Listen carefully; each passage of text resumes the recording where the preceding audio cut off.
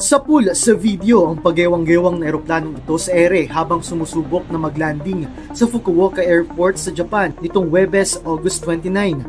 Hirap ang eroplano na lumapag dahil sa lakas ng hanging dala ng typhoon ng Shanshan na tumama sa lugar. Walang nagawa ang piloto kundi muling paliparin ng eroplano.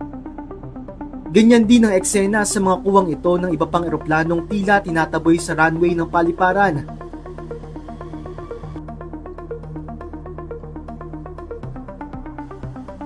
Makikitang naiba ang direksyon ng eroplanong ito matapos tangayin ng hangin kaya muli itong lumipad.